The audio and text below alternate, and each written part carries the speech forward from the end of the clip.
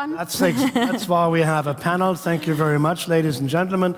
It's great to be back with Arbeitsgemeinschaft Lateinamerika here in Berlin with the ITB, and I would like to say thank you to the ITB in the first place because they're giving us here the platform, and we're glad to use it. Apparently, Latin America is very much in the focus. We are very happy that it's becoming one of the most peaceful areas in the world, and the increasing numbers of visitors from Germany all over the world to Latin America have contributed a lot to the well-being of the entire area. Now, also part of the well-being is to have enough electricity, to have enough infrastructure for good traffic, and to make enough money so the citizens of a country have enough to eat and are happy enough to be a peaceful crowd as we find them in Latin America today. So mega projects may have an impact on nature, but beyond that, they're also producing a lot. They're not also only producing economical factors. They do give a lot of work to a lot of people, and surprisingly, for us in the tourism business, they also attract, or maybe not surprisingly, a lot of visitors who are not using big projects. They're visiting them to see them. And I'm very happy that we can discuss the impacts that they have, these mega projects, on the different aspects of tourism, but also on social life and planning. And I would like to welcome my panelists here. And I would like to have them all up. Por favor, pueden acercarse y suben acá, señor embajador. Por favor. And I would like to have them all seated with you. While we have these important contributors to today's discussion coming up here, I would like to say thank you for coming to the Ambassador of Nicaragua, Mrs. Carla Beteta. I think she's here, or she's about to come. And I would like to give a very warm welcome to our ambassador from Paraguay. Fernando Ojeda, His Excellency, made the way to the ITB, and we know he has many other things to attend, so we're honored to have you. Also, muchas gracias de estar con nosotros.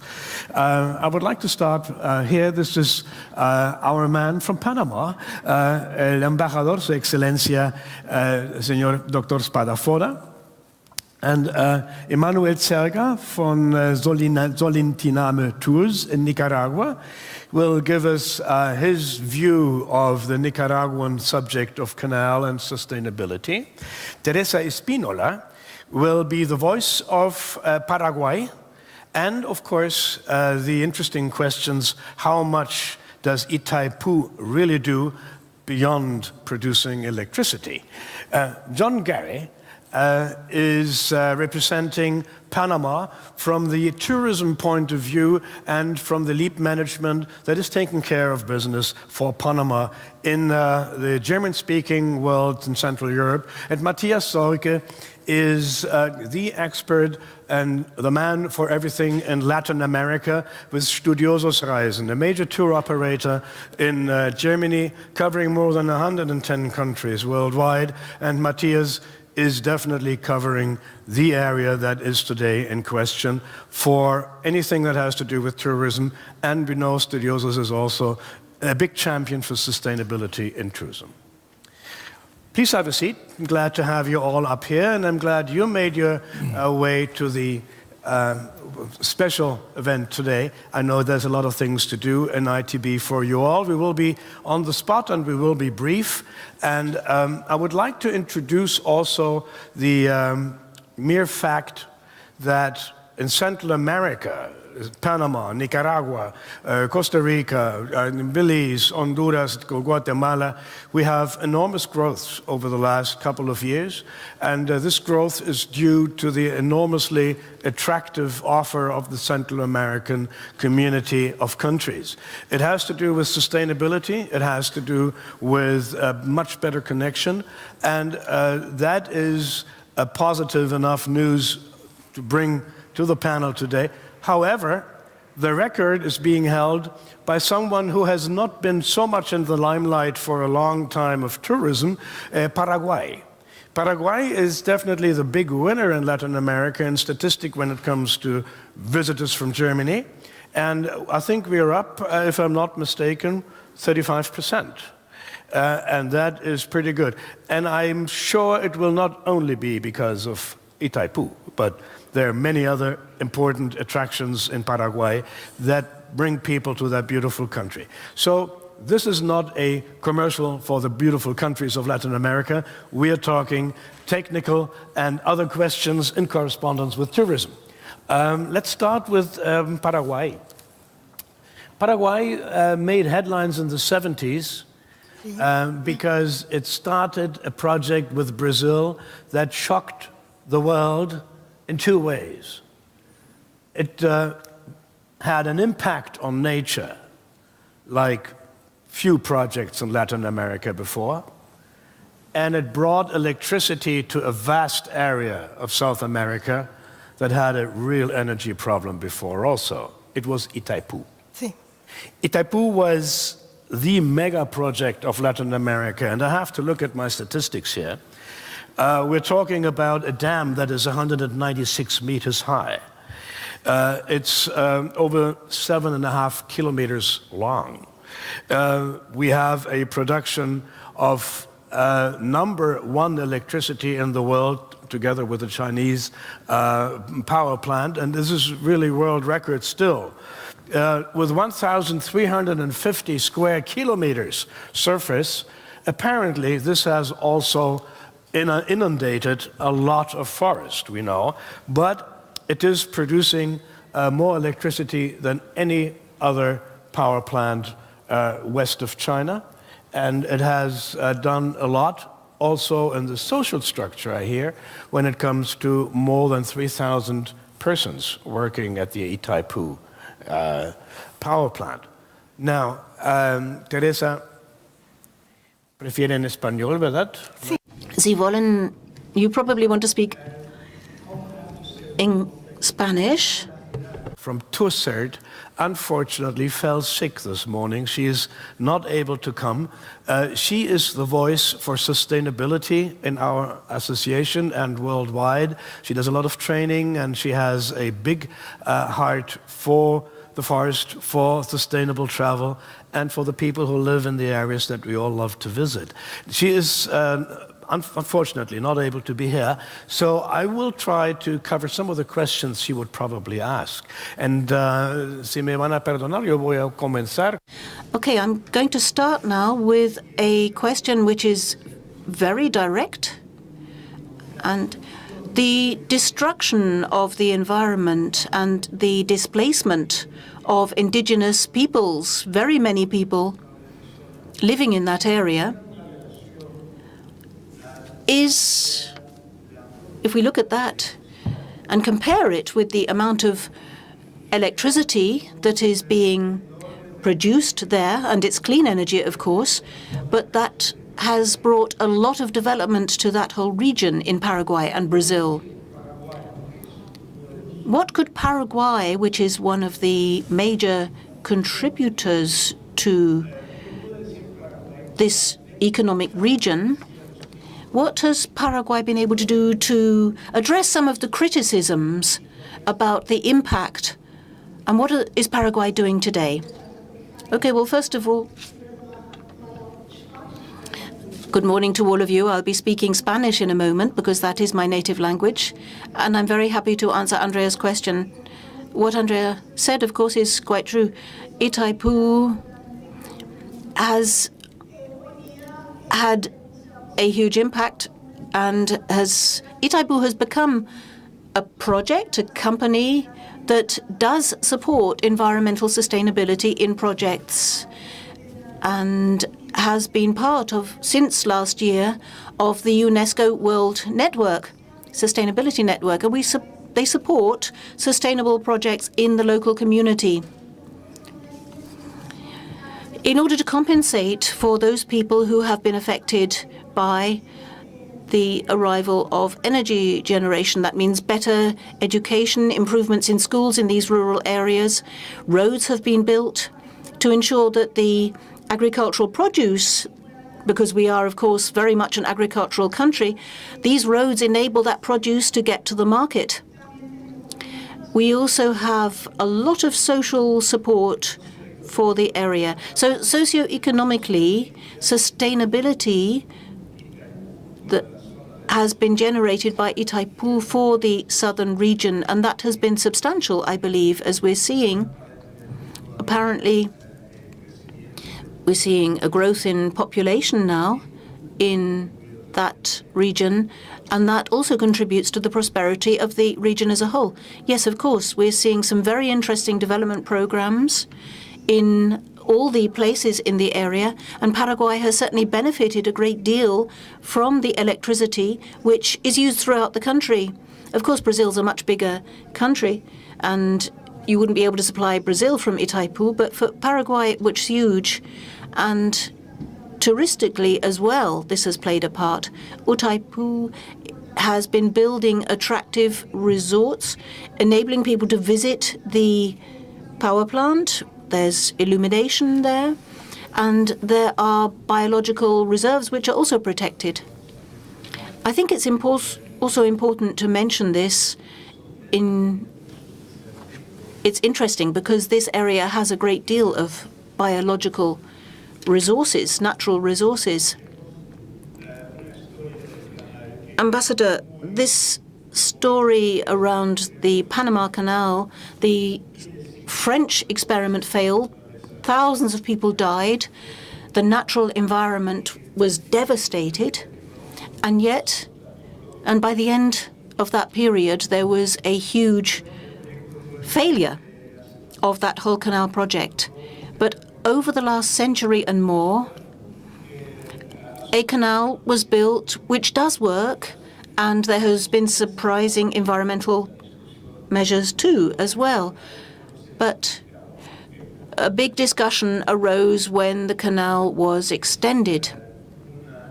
Now, of course, we're seeing another invasion in the natural environment. It's had an effect on the local farming community. But you in Panama have been following this discussion as well. So to sum up today, what is the impact of the canal, quite apart from the economic impact, which of course has to make sense for Panama and for the global market, but what about the tourist impact? Okay, thank you very much, Andreas, for the question. It's very interesting. I just wanted to clarify something, that none of these mega projects, including the Panama Canal, was implemented because of tourism, to make a tourist attraction. It was always a response to a social and economic need in our countries. Of course, this environmental destruction that happened was big, and you're not going to carry out a project of this size simply to attract tourists. We've benefited, yes, from these structures in developing other activities. For example, research. And we now have structures along our Panama Canal which is engaged in, for example, tropical research. And also for studying the environmental impact, we've been able to develop very special expertise. Also, we've benefited to set up other things, such as we've been transporting water from one area to another, and thus has helped urbanization. And in addition to that, there was a request to create opportunities for tourism. So obviously, we were very open to this because a lot of tourists have come to see the Panama Canal. But to be honest, for us, touristically, we've seen that in terms of the social and environmental benefits, we have been attempting to generate a more diverse form of tourism. Of course, our interest is enabling our people to develop more effectively, and this development doesn't focus on one thing. We are working on diversification. For example, the Germans, for example, when they come to Panama, they are able to talk to people, local communities, which are in themselves very diverse, and people can learn from each other. Germans can learn from us, and we too can learn from the Germans who come to see us. So you have an exchange which is extremely interesting. And in this way, for example, our visitors are able to benefit from our diversity that we have in cuisine. For example, we have very many different types of cooking across the country. And this is a motive for us, and just something I wanted to show you today. You can see, perhaps you can show that outside. This is the slogan. Panama is a place for adventurers rather than for tourists. I think that's an important new focus, and that's going to be a big theme in our tourism. Because the Panama Canal is, of course, a construction project. Of course, it's going to interest a lot of tourists. And it has its own history as well, which is interesting. For example, to compare, here in Germany, you have the Kiel Canal, which was also a huge construction project, and I went to visit it. But I don't think there's any tourism around the Kiel Canal. I don't see anyone saying, come and see our Kiel Canal. I don't think most Germans are even really much aware of it. It was built Yes, it was built for access, and I think that the tourist infrastructure did grow through the Panama Canal because people who visited the country wanted to understand this work, which was a bit of a celebrity in itself. And you've been able to establish that tourism. So in summary, we could say that Panama doesn't want its appeal to be boiled down to a simple canal. It's interesting to publicize the country, but people need to recognize that this country has a great deal more to offer. A little later. And speaking about the mega projects, I would like to hear Emanuel Zerger. Emanuel, we do this in English because I think we have some who do not speak German. We know that you've been in Nicaragua for a very long time. You're doing tourism in Nicaragua, which is focusing not on mega projects, but on a wonderful country with many different things to see and to encounter, especially with the local population. Now, how far is the project with the canal moving in Nicaragua at the moment? Kann ich auf Deutsch auch sprechen? Do you mind if I speak in German, which is my native language, or in Spanish? Well, for many years, I've been living in Nicaragua, and from the 80s until today, I've been following the development personally. And I have to say that the largest country in Central America that represents a bridge between the North and the South, the continent, because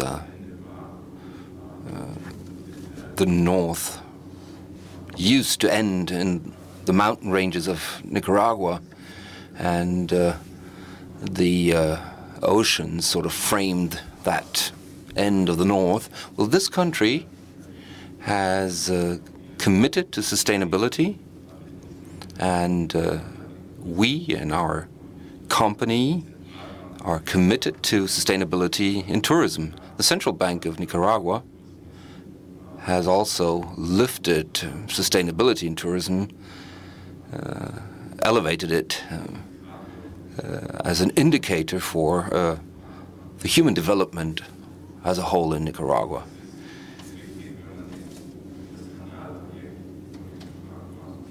When looking at the canal project in Nicaragua, you need to bear in mind that every country needs economic development, just as the ambassador from Panama has just confirmed or affirmed.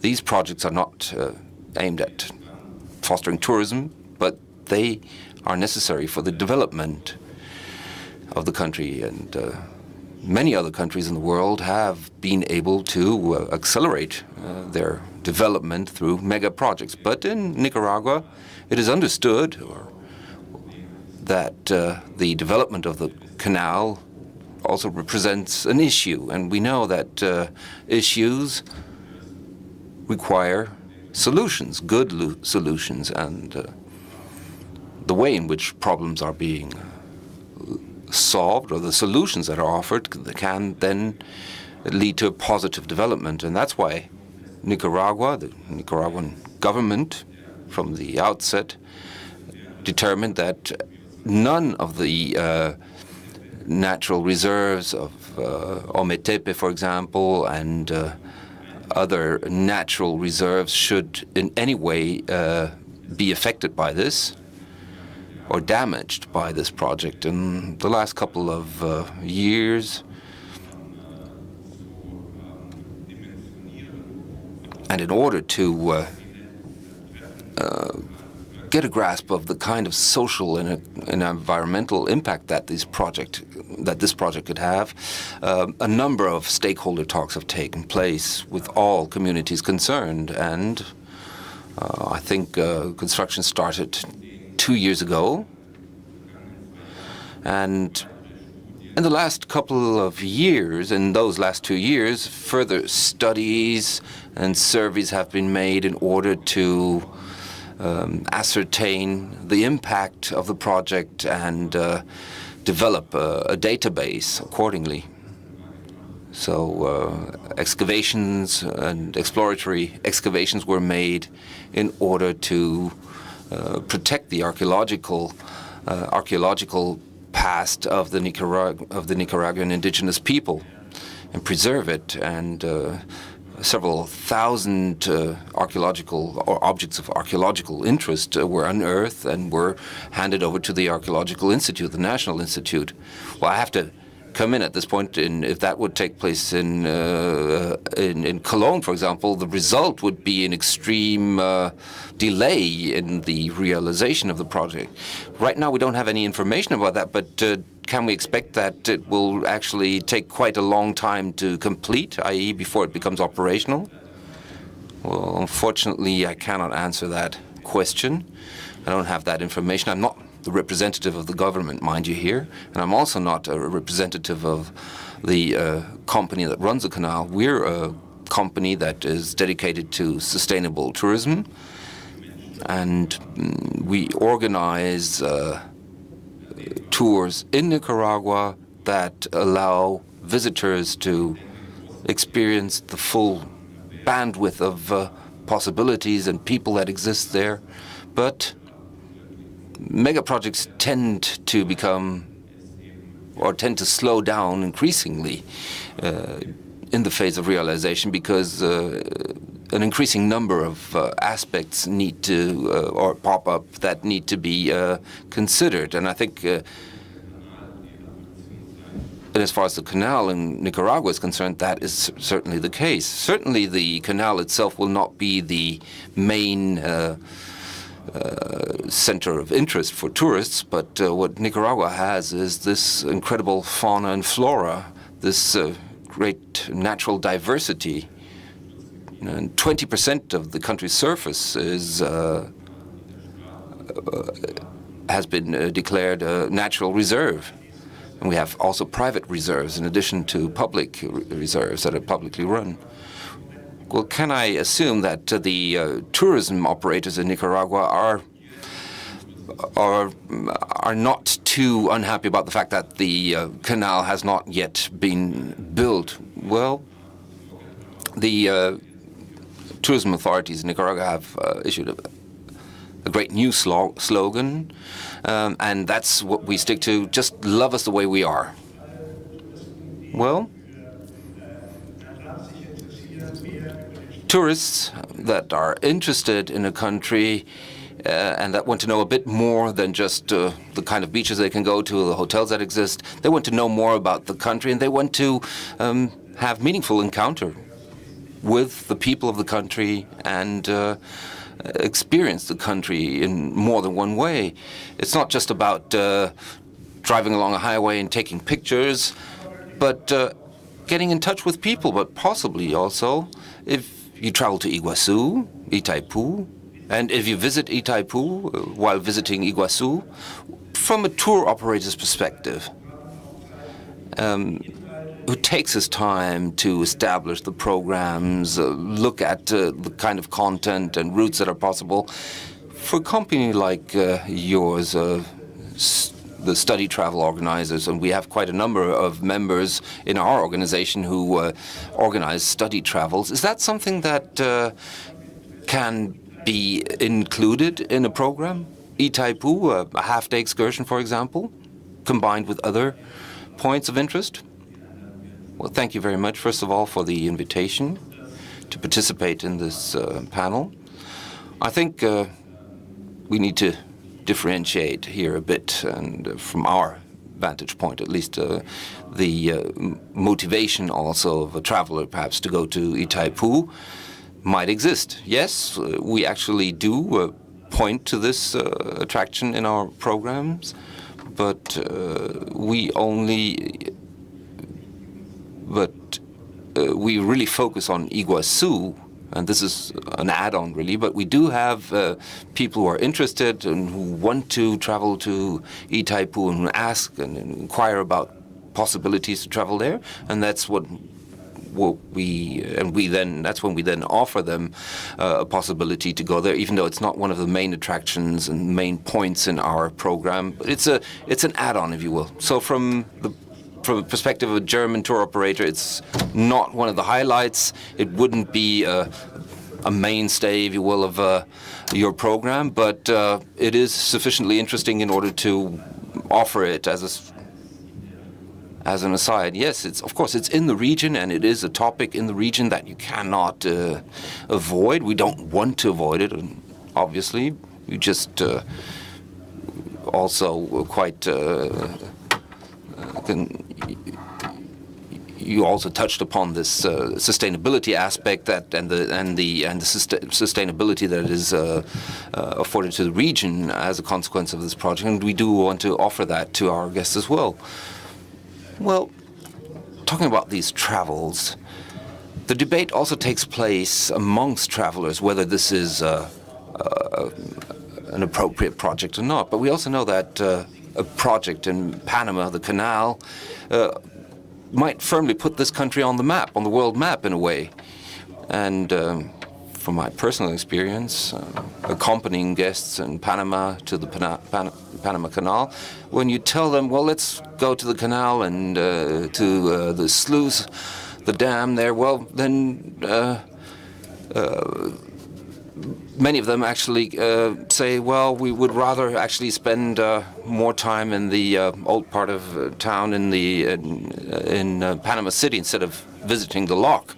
And then after 2 hours, they say, well, there's another boat and we need to travel there. Well, the attractiveness there is, or the fact that people then are attracted and find it attractive to go and visit it is quite surprising to me.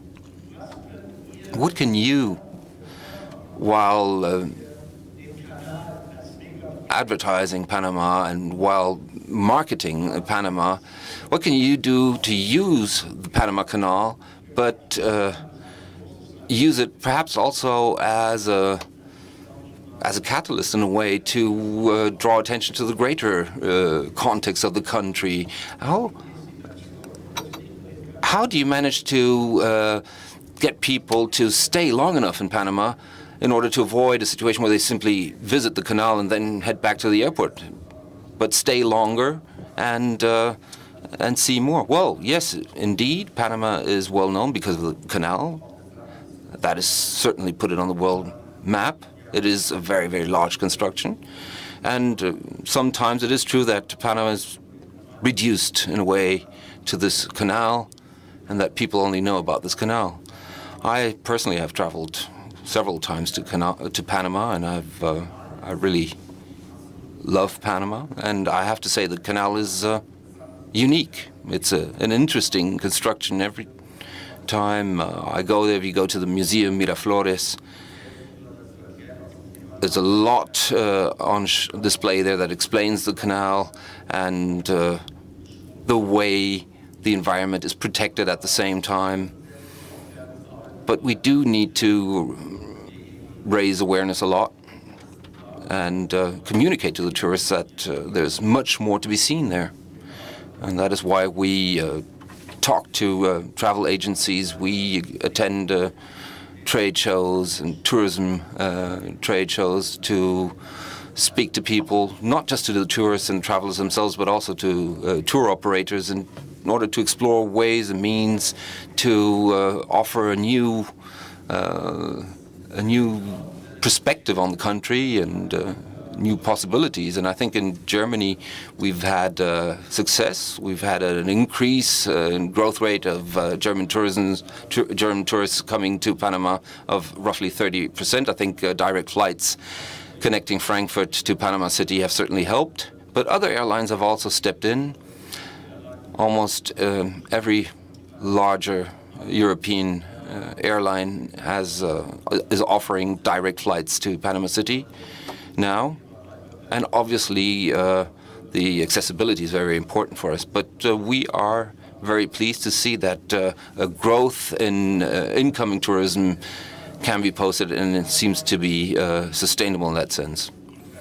Well, Paraguay is certainly not advertising Itaipú. In Nicaragua, for example, many people say, well, we need to travel to Nicaragua before construction starts for real on the canal.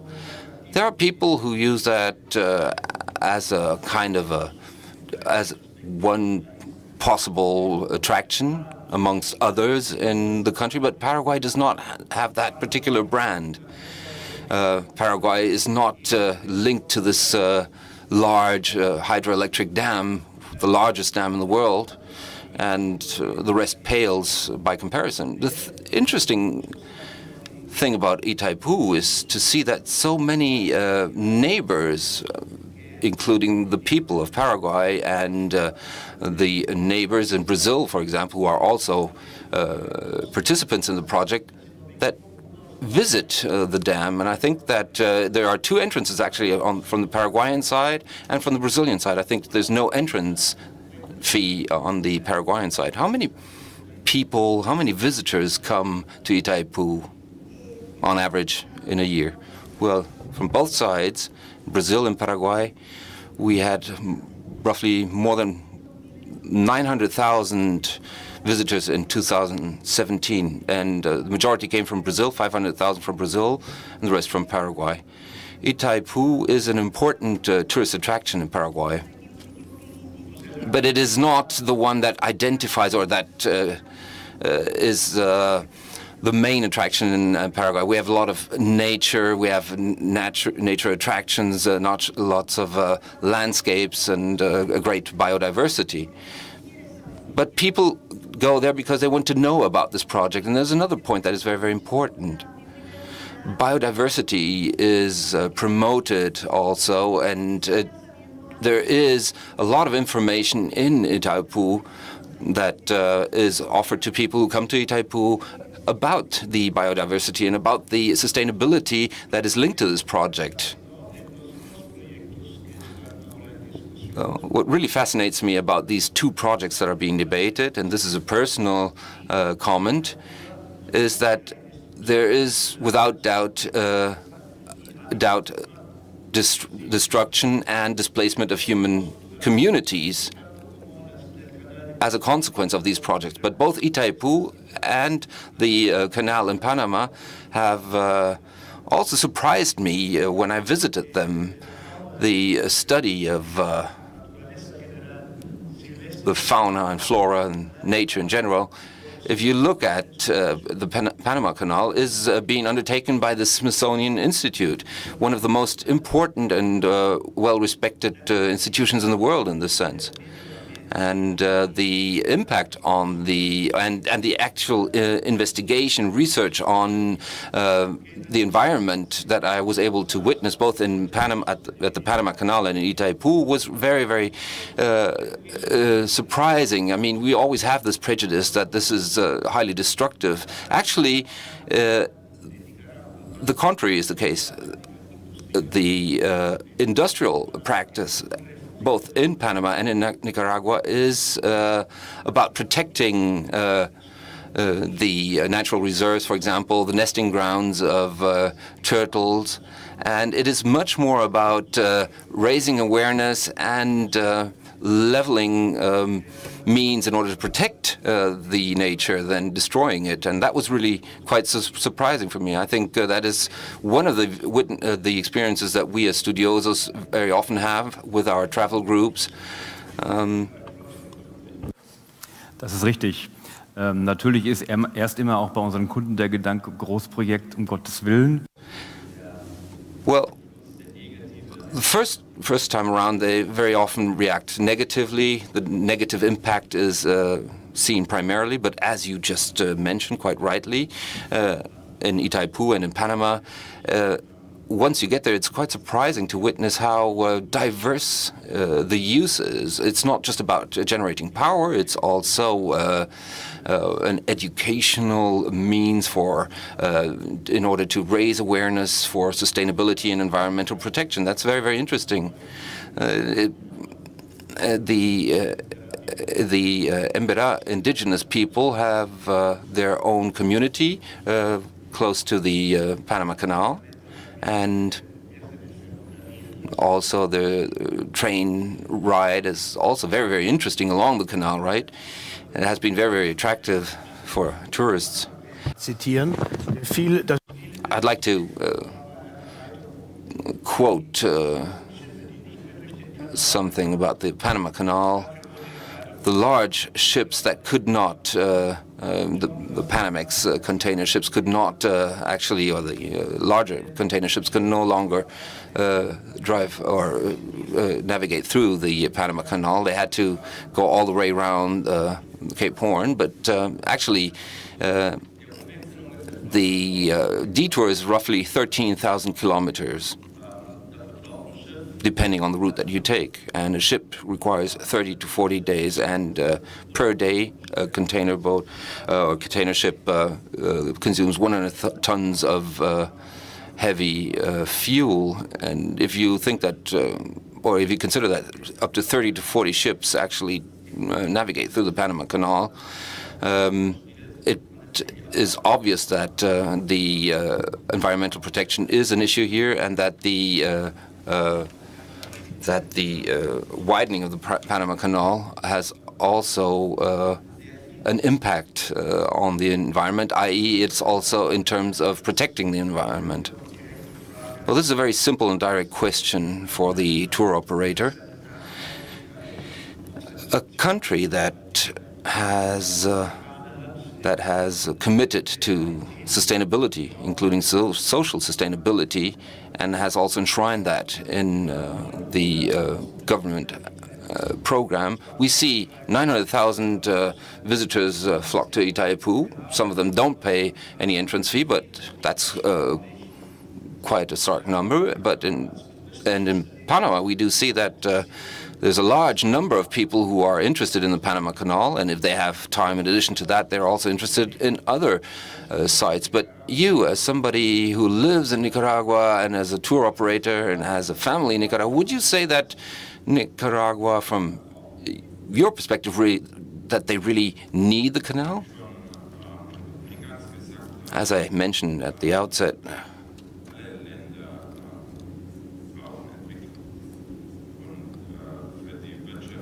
all countries need development. And the economic development in Nicaragua always aims at improving living standards, the education system, and other areas. And in order to achieve this, Nicaragua needs and requires large-scale projects. Could they also take on a different shape, perhaps? Could you say, for example, let's invest in a railway system or photovoltaics, for example? I mean, are there any other projects? I don't even want to know which one of those might be your preferred project, but from a perspective of somebody who lives in Nicaragua and who can speak on behalf of his country, could you imagine that there are also other alternative, perhaps large-scale projects that underscore the specifics and characteristics of the country, but also offer large-scale development? Well, of course, we would hope that more would be invested in the protection of biodiversity. The investment in the protection of biodiversity has hardly had any effect to date. It is simply claimed or it is said that the forests need to be protected and environment needs to be protected, but there's hardly any sustained contribution to this. Nicaragua has the largest rainforests, continuous rainforests in Latin America and in Central America. 68% of the nature capital, if you will, in Nicaragua is intact, as a recent survey and study has confirmed. And there are German entrepreneurs such as Ritter Sport who purchased a large area, and their projections show that they can cover 60% of their cocoa resources, that they can source them from this area in Nicaragua. At the same time, they have established a biosphere reserve, a protected area, which is 3 times as large as the area where they produce cocoa. I just want to say that it's not the case that the biodiversity is being destroyed. It is a possibility to contribute, if you're a German entrepreneur, to maintaining and preserving this biodiversity. I think that we now need to come to the end. Mr. Ambassador, perhaps just a brief comment in order to summarize this debate. Definitely, one of the things that the region has to undertake is to maintain our diversity. And Panama has 40% of its territory declared as a biodiversity reserve, and we really believe that that is very, very important, and at the same time, that can be also used for tourism. European tourists very often are interested in experiencing nature and in addition to going to the beach. And one of the advantages that we have is that just half an hour from the canal in Panama, you can visit the rainforest, and we do defend biodiversity, and that is a clear that is a clear focus that we're setting here. And that's probably also something that travelers would prefer. I think more diversity is preferable to witnessing more dams being set up. You just mentioned it, the greatest capital, if you will, the treasure that this region has is the great biodiversity, and protecting that is vital also in terms of attracting the guests and the travelers that we transport to the region. And sometimes we can be in two minds about the kind of when it comes to this kind of mega projects. And I think that in addition to mega projects, you should absolutely emphasize the protection of biodiversity. Well, you just mentioned quite impressive figures in terms of the growth in tourism. And I'd just like to turn to Teresa Espinola from Paraguay. A final question. The fact that you have so much energy being produced for Paraguay by Itaipú is certainly a very comfortable position. Do you use this energy, this power generated, to do more for the country? Is that being invested in more technology and also in the area of tourism? In Paraguay, we continue to set great store in tourism. We believe that that is a growth area. It's very important for Paraguay. We're a country that has a great diversity in nature. We have a great cultural wealth in that sense that we have to offer. So it's not just a visit of the infrastructure of the dam, but you can witness a lot of nature surrounding the dam. Itaipú is a nature reserve right next to the dam, and you can witness and visit the landscape there. You can see the landscape and witness the great diversity. So thank you very much for inviting us here and being able to talk about Paraguay. Thank you very much for coming. Thank you all for attending this session. And we trust you will continue to enjoy a very successful time at ITB. Thank you to the panelists and for these very insightful comments. Thank you to the ambassador and Your Excellency. Thank you. Turkish forum, which will be in about 10 minutes. So if you like, come back for the next forum. See you then.